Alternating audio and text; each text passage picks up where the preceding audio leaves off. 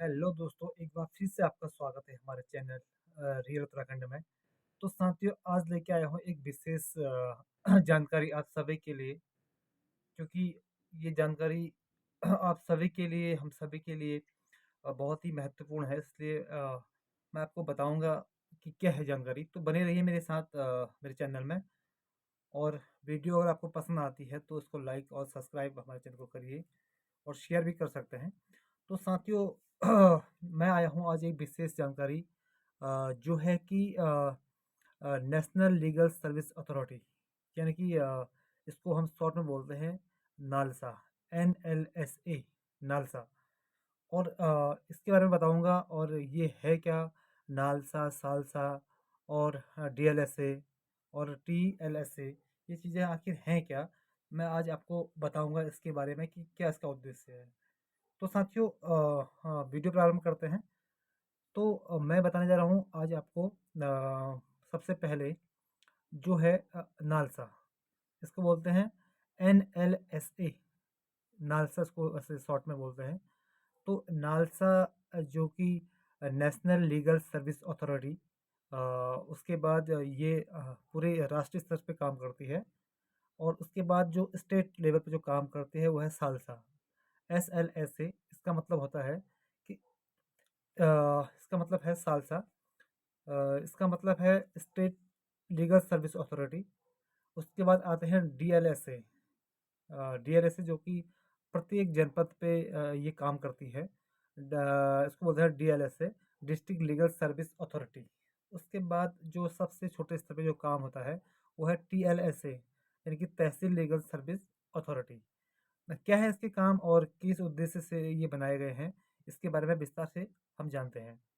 तो साथियों, हमारा जो भारतीय संविधान है, जो जिससे देश चलता है, उसमें अनुच्छेद जो हमारे संविधान का जो सेक्शन 39A, यानी कि अनुच्छेद 39A में एक बात कही गई थी कि कोई भी व्यक्ति अपनी गरीबी के कारण, अपनी अशिक्षा के कारण न्याय पाने से वंचित ना रहे। इसी उद्देश्य को लेके भारत ये एक अधिनियम बनाया गया, विधिक सेवा प्राधिकरण अधिनियम 1987। विधिक सेवा प्राधिकरण अधिनियम 1987 जिस मकसद से, जिस उद्देश्यों की पूर्ति के लिए ये बनाया गया है, उसका इसका मुख्य उद्देश्य ये है कि जो जो गरीब वर्ग है, जो वंचित वर्ग है, जो शोषित वर्ग है, या इसमें बहुत सारे कैटेगरी इसमें आते हैं। उसके बारे में आपको बताऊंगा कि क्या कौन कौन से इसमें जो लोग आते हैं। तो लोगों को, जो लोग इस श्रेणी में आते हैं, मैं अभी आपको बताऊंगा।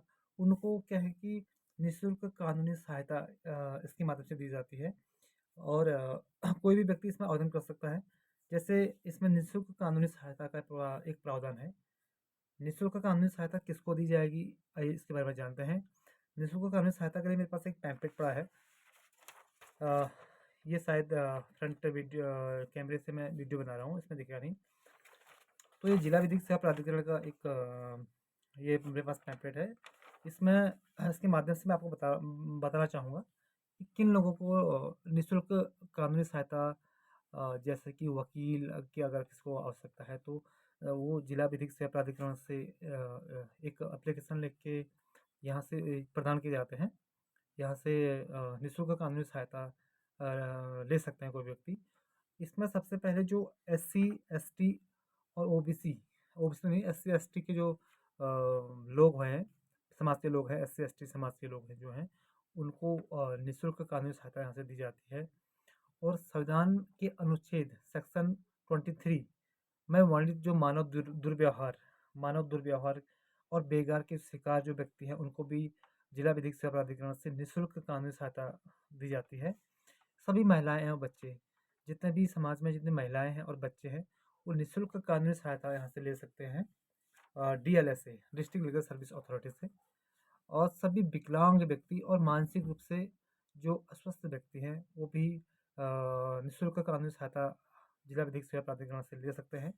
बहुविनाशी जाति हिंसा, जाति अत्याचार, बाढ़, भूकंप, औद्योगिक संकट, दैवीय आपदा से पीड़ित व्यक्ति, ये भी निःशुल्क कानूनी सहायता यहाँ से ले सकते हैं।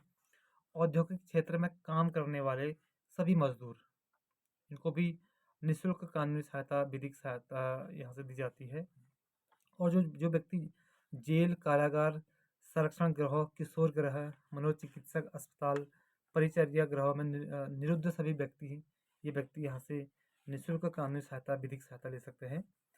और ऐसे सभी व्यक्ति जिनकी समस्त स्रोतों से जो उनकी आय है, उनकी जो वार्षिक आय है 50,000 रुपये से कम, जिसकी अगर वार्षिक इनकम है, वो भी जिला विधिक सेवा प्राधिकरण से हेल्प ले सकते हैं या निःशुल्क कानूनी सहायता यहाँ से ले सकते हैं।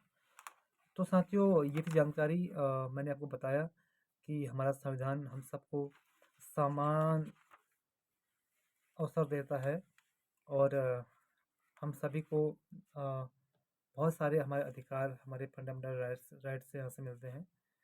तो कभी भी किसी को भी अगर कानूनी सहायता की ज़रूरत हो तो आप डिस्ट्रिक्ट लीगल सर्विस अथॉरिटी या तहसील लीगल सर्विस अथॉरिटी या स्टेट लीगल सर्विस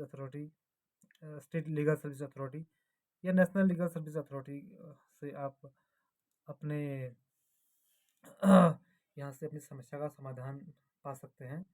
आपका कोई भी कानूनी कोई भी समस्या हो तो यहाँ से आप अपनी हेल्प ले सकते हैं। तो बहुत बहुत धन्यवाद। अगर जानकारी अच्छी लगी तो ज़रूर इसको आप शेयर कीजिए अपने दोस्तों के साथ। जी बहुत बहुत धन्यवाद।